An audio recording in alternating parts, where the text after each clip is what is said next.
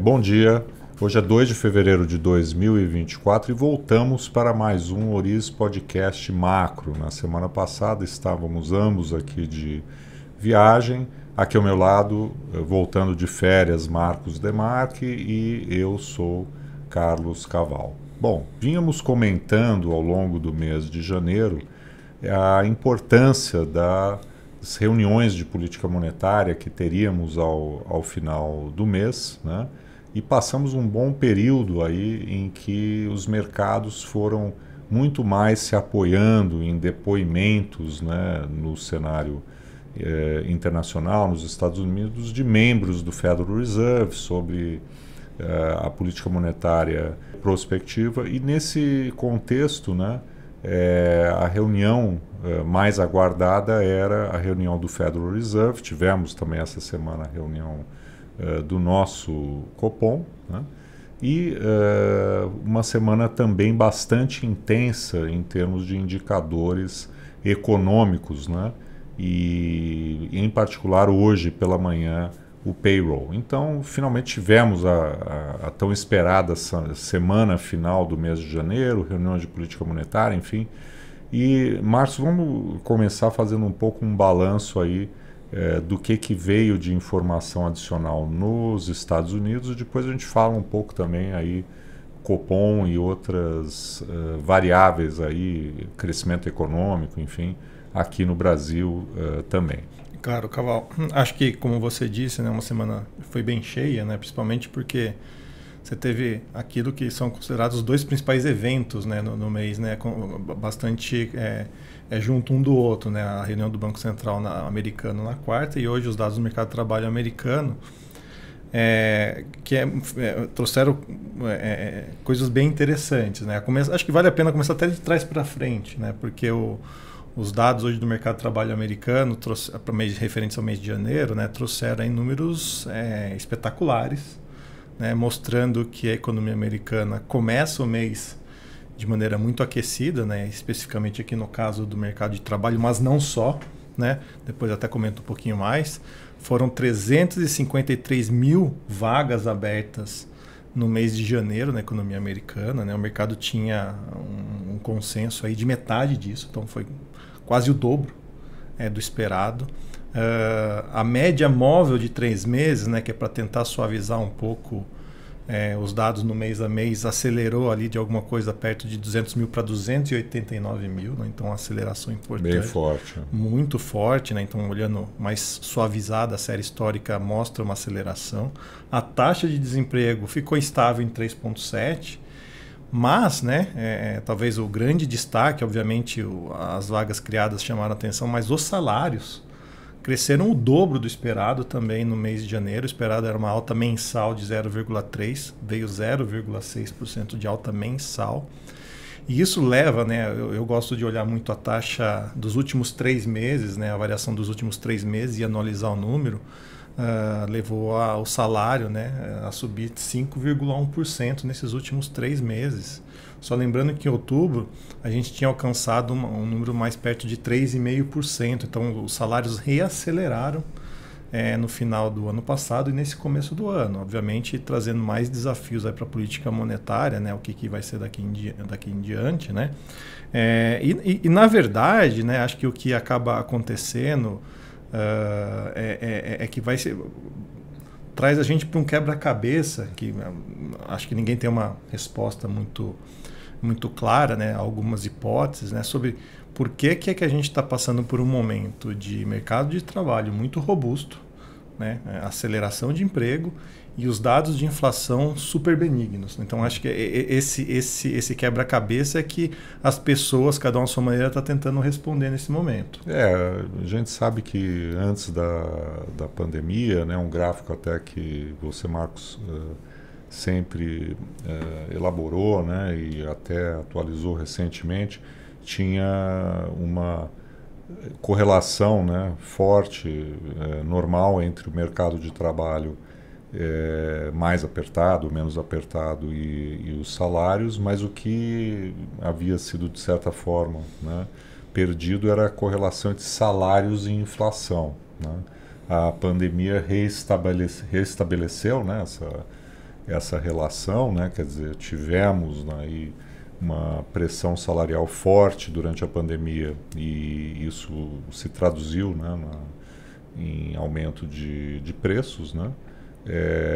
E a dúvida é o que está acontecendo agora na margem, né? Inclusive tivemos indicadores na semana como o Employment Cost Index, né, que um indicador, vamos dizer que em tese ele elimina, né, uma série de influências de efeito composição e outros no índice, mas ele é um dado meramente trimestral. Né? E ele é mais antigo do que o que saiu hoje. Né? Exatamente. Então ele tinha inclusive contribuído, né, antes da reunião do Federal Reserve para uma perda de ímpeto da precificação da Treasury de 10 anos. Ela tinha durante a semana caído abaixo do nível de 4% novamente, aliás, uma volatilidade Sim. também durante a semana muito grande, né, da Treasury. E hoje, né, frente a esse dado aí muito impactante, ela voltou aí a galgar o patamar de 4%. Né? Então, realmente continua uma leitura bastante complexa, né, para dizer o mínimo, da interação do mercado de trabalho americano com a inflação, e com os juros e aí com todo, né, o apetite de risco do investidor global. Inclusive, no meio dessas divulgações nessa semana, tivemos a divulgação do dado trimestral de produtividade, né, referente ao quarto trimestre. E uma das hipóteses que eu acho que faz sentido, né, ser levantada essa hipótese no momento, né, se não é uma questão dos indicadores de inflação ao consumidor estarem bem comportados, ao mesmo tempo em que os salários estão altos, se não seria uma responsabilidade do aumento da produtividade. O dado mostrou isso, né, que de fato a produtividade subiu bem no quarto trimestre, mas só lembrando, a produtividade é uma coisa que você normalmente tem que mensurar numa janela de tempo mais espaçada, né, para saber de fato o que está acontecendo, mas é uma hipótese que faz sentido, e quando a gente até inclusive migra para analisar questões microeconômicas, por exemplo, divulgações de dados dos resultados das empresas trimestralmente, né, você observa que ali jogado no meio das declarações dos CEOs tem um pouco disso, né?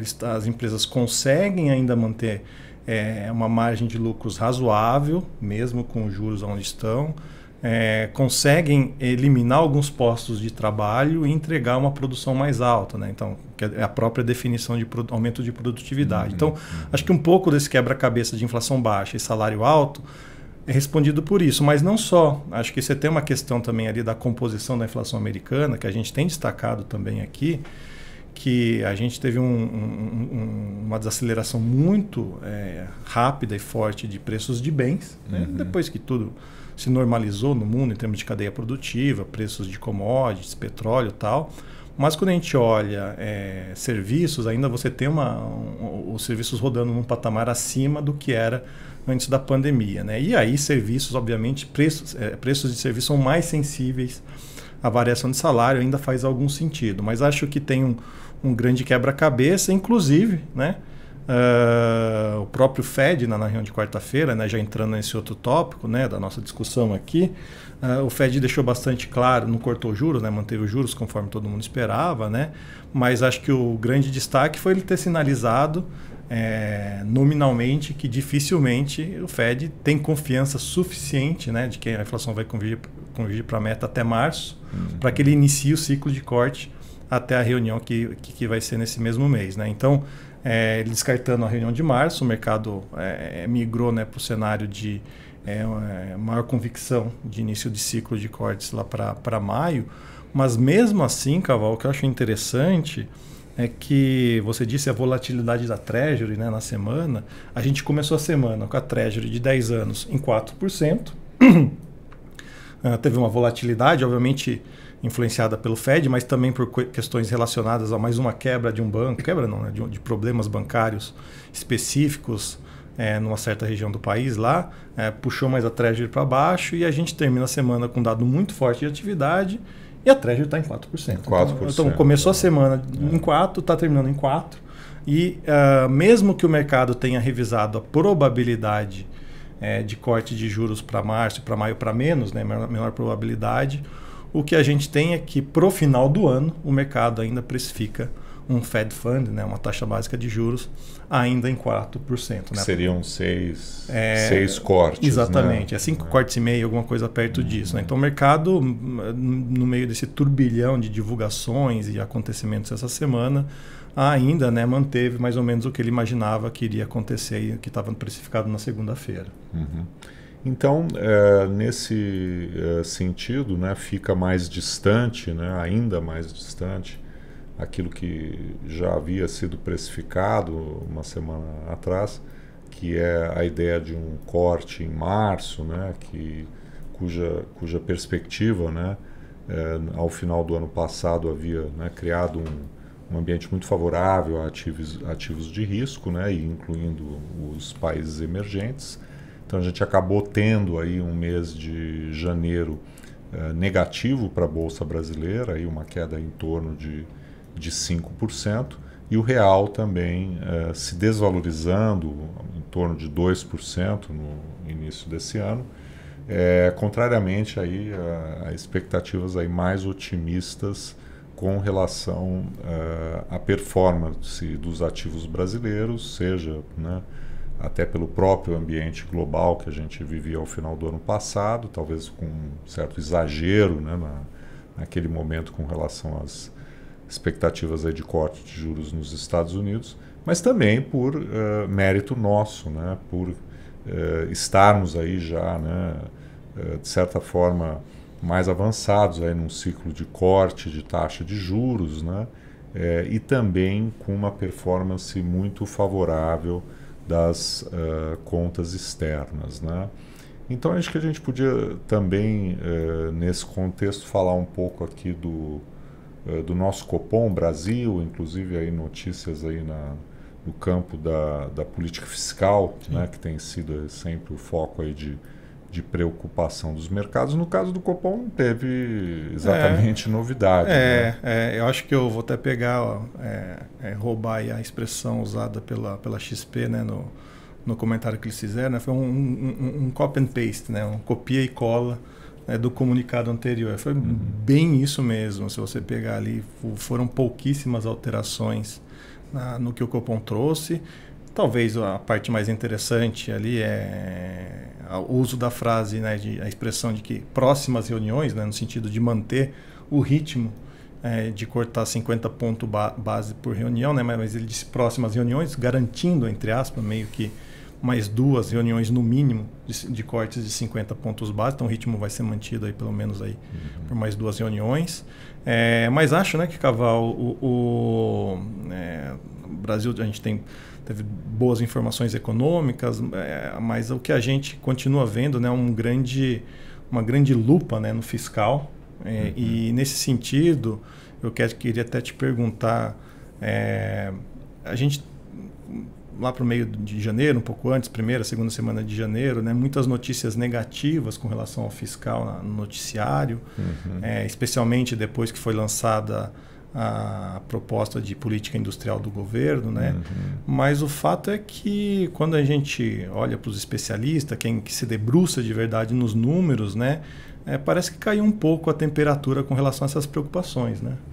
Então, é verdade, né? Quer dizer, tanto o anúncio da política industrial, né, ensejando aí preocupação, né, de volta ao passado, de gastos elevados aí com subsídios, né, prejudicando as contas públicas e eventualmente, inclusive, né, impulsionando para cima a taxa de juros neutra da economia, como a gente viveu no passado, né?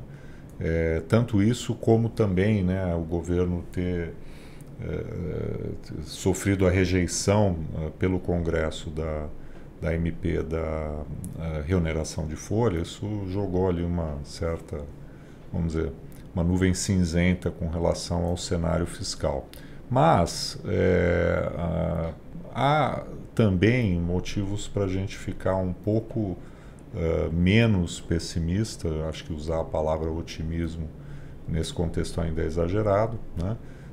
Não por conta de intenções do governo na linha de contenção de gasto, né?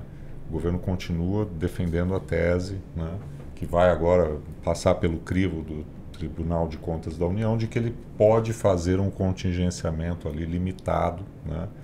Inclusive em contradição com o próprio arcabouço que ele aprovou, em torno ali de 20, 25 bilhões de reais no ano de 2024, né? Então não tem boa notícia nesse terreno. Há sim alguma expectativa, né, com relação à atividade econômica e às próprias medidas que foram aprovadas ao final de 2023, notadamente, né, a mudança da base de cálculo do imposto de renda, no caso de empresas que têm subvenção de ICMS, muitos estão estimando aí ganhos que podem ser acima daquilo que o governo previu na aprovação da medida. E a gente tem visto, né, como uma surpresa positiva, dados, inclusive hoje, né, mais fortes com relação ao desempenho da economia no quarto trimestre ainda, né? No ano passado. Hoje veio um dado de produção industrial bastante acima do consenso, né, 1,1%, né, contra uma alta esperada de, se não me falha a memória, 0,2 ou 0,3, né, no mês de dezembro. Tínhamos tido uma pesquisa mensal do comércio no conceito amplo, também bastante surpreendente, divulgada anteriormente, aí com relação ao mês de novembro ainda, com Black Friday, mas enfim, com tudo isso, já há alguma expectativa de que, em vez do quarto trimestre ser ligeiramente negativo, né, ele possa vir a ser um pouquinho acima de zero, né? E no caso da indústria, até deixando aí um carrego um pouco mais forte para o ano de 24. E por que isso importa, né? Porque a arrecadação também depende da composição do PIB, né? No ano passado, os dados aí divulgados acabaram mostrando que, embora o PIB deva ter crescido 3, e já tem até gente falando um pouquinho acima de 3, né? A arrecadação acabou caindo, né? Ou praticamente ficando zerada no ano, né? Caiu 0,2% real, por conta do fato de que o crescimento no ano passado foi em atividades que notadamente têm menos tributação, como o agro, né? Sim.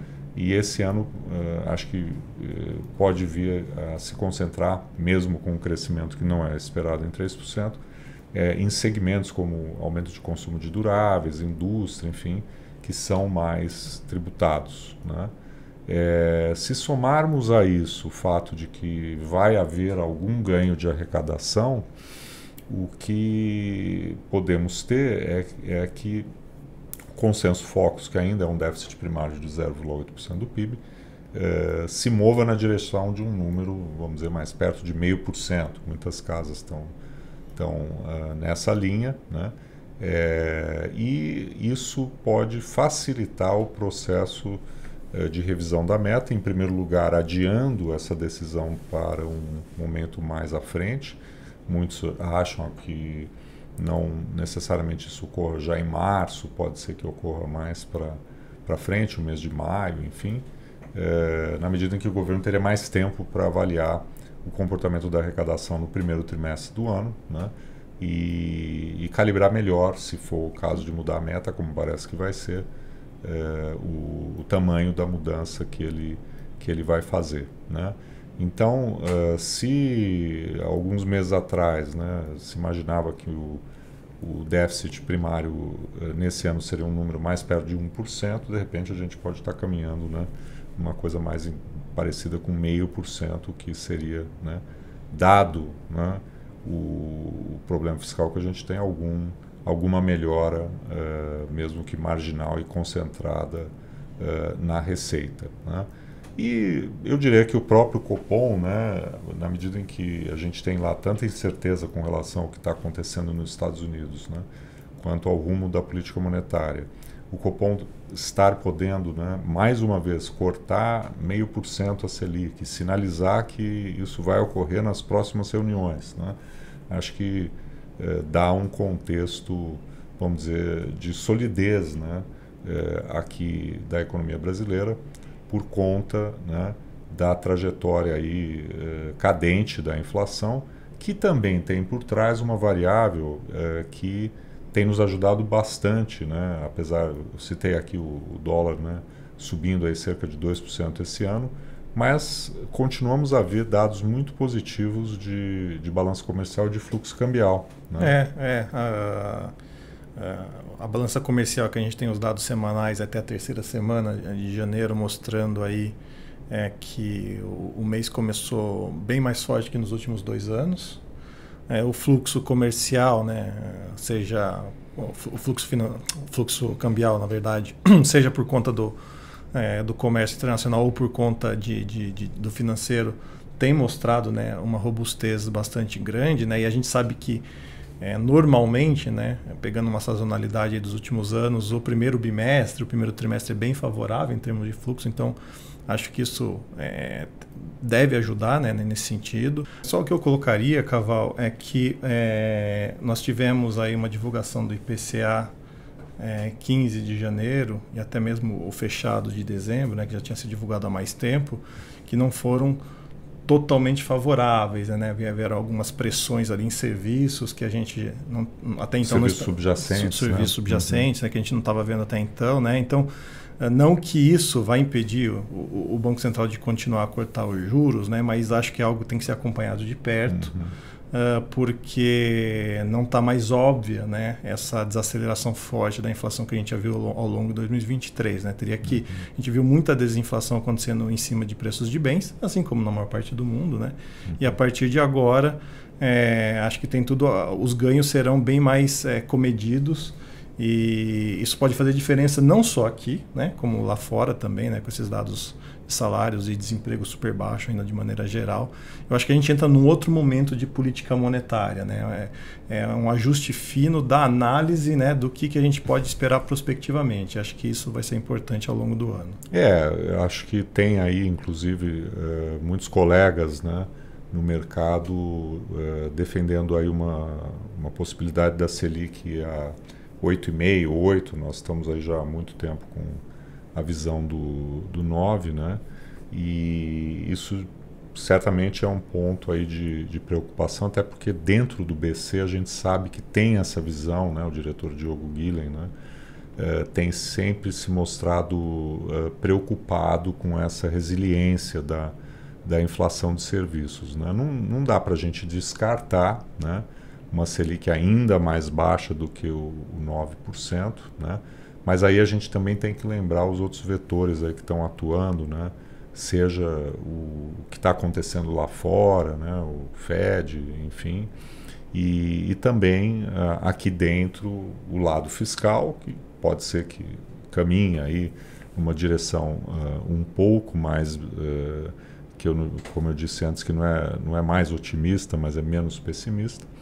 E aonde vai, né, no final, a taxa de câmbio parar, como resultante, né, desses riscos externos e internos, que pode eventualmente até, né, ajudar e se contrapor um pouco a essa pressão do mercado de trabalho. Mas acho que, vamos dizer, nesse momento ainda parece aí que o 9% aí de Selic está bem calibrado. Está bem defendido, exatamente. Bom, então acho que para essa sexta-feira estamos já com muitos assuntos aí, nem deu para comentar tudo em mais detalhe, né?